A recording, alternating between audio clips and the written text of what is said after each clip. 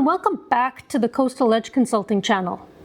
If you're really good at your job, if you're reliable, respected, and consistently showing results, but yet you keep getting passed over for executive roles, there's a good chance the problem isn't your performance. It might just be your perspective.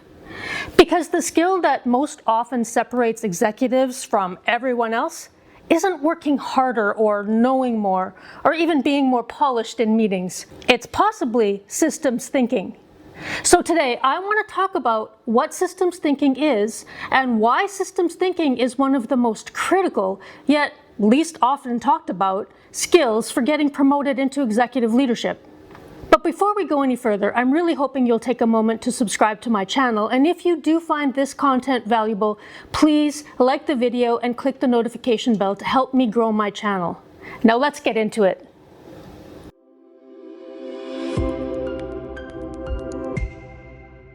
A lot of leaders believe promotions happen like this. You do great work, you take on more responsibility, and eventually someone notices and they tap you on the shoulder and say, "Okay, you're ready." And yes, that does work up to a point. It definitely works at the individual contributor level. It also works sometimes when moving into first-time leadership roles. And occasionally it even works when people are moving from manager to senior manager roles. But somewhere around the director level, that formula no longer works. And that's because executives are not promoted for being excellent at execution alone. They're promoted because they can see problems coming before they even show up. They can understand how one decision may ripple across the entire organization. Some of you may be wondering what I mean by systems thinking. So let's demystify it a bit.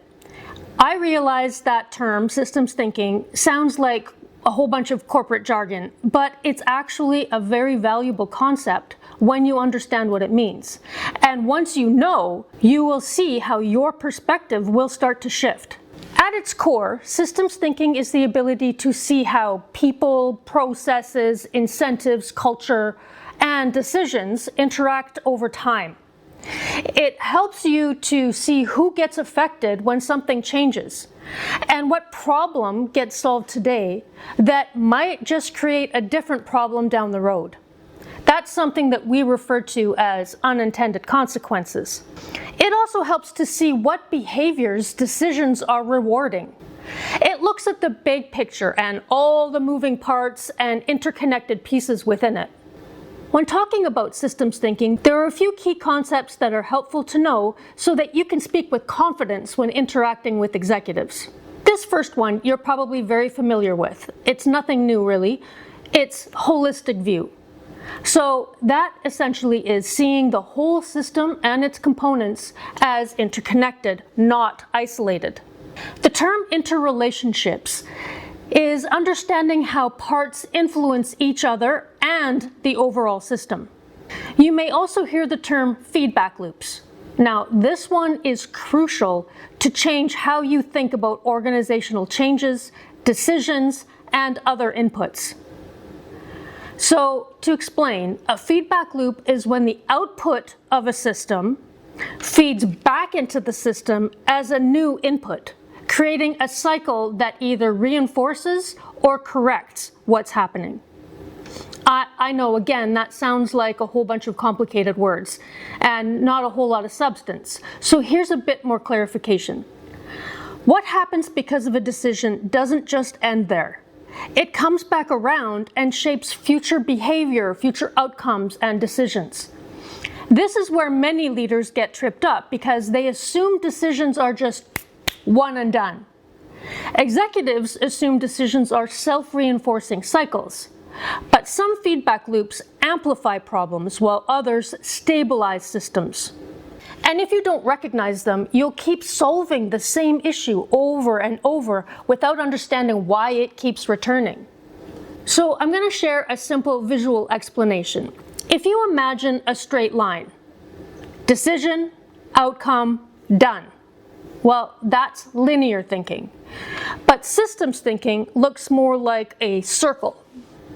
So, for example, there's a decision and then an outcome, And then there's a behavior change or some kind of a shift.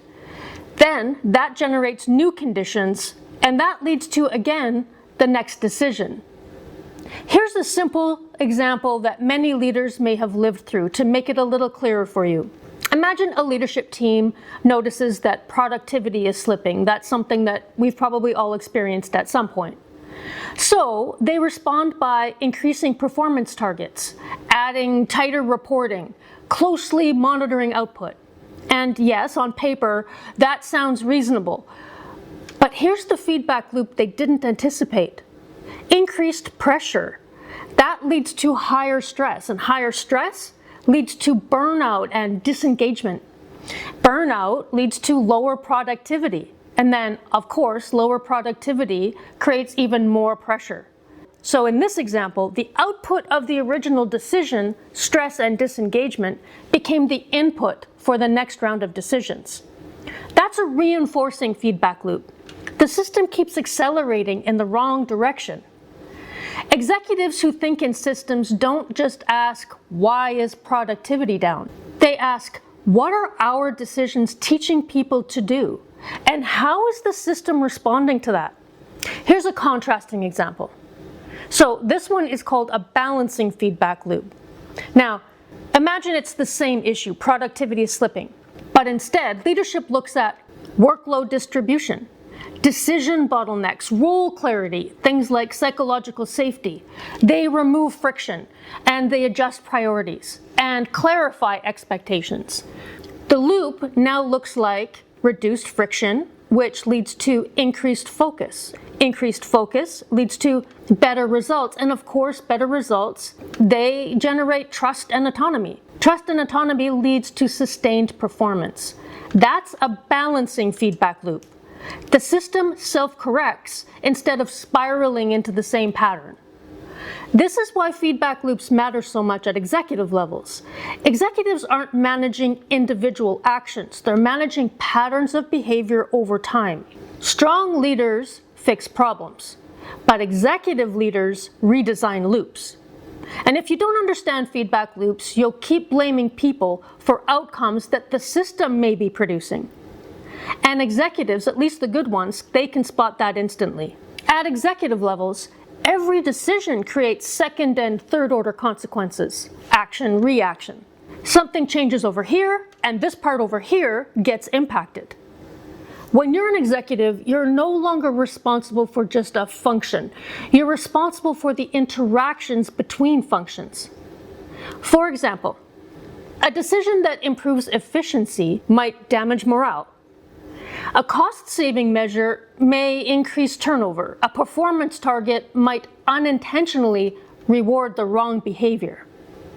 Executives often have to manage trade-offs, not perfect solutions. And leaders who can't see those trade-offs, they may actually be generating organizational risks. That's why executives listen differently in meetings.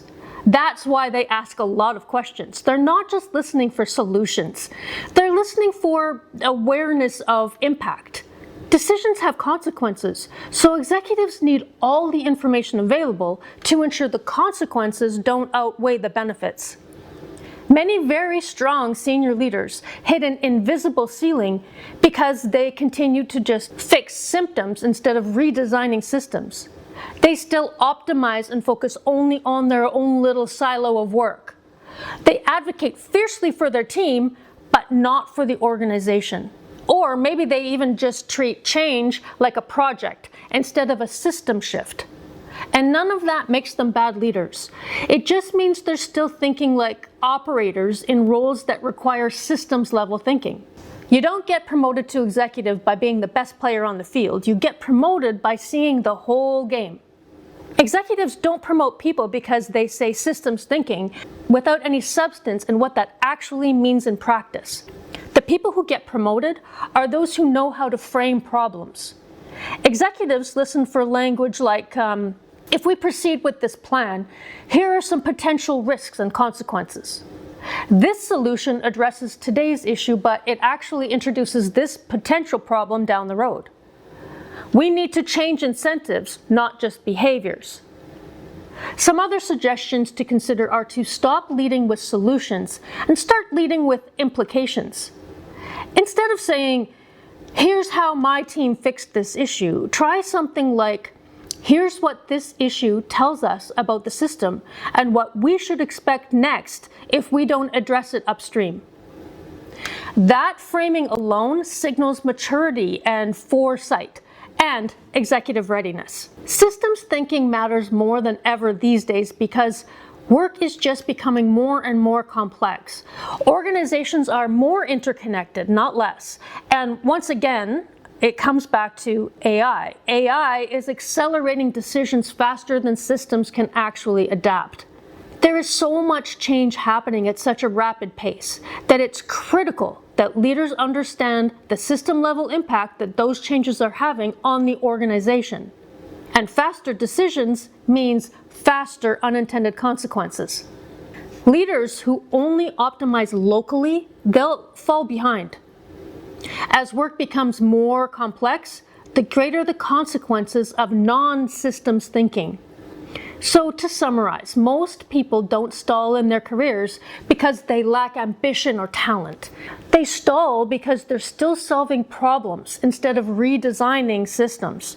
When executives decide who's ready for the next level, they won't only focus on who's working the hardest, but they will try to determine who can identify the root problem and see what's coming. And that's systems thinking.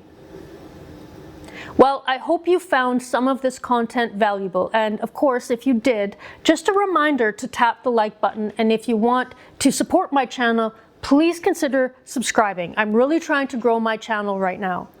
Well, I hope to see you in the next video, but until then, keep on striving. Bye-bye.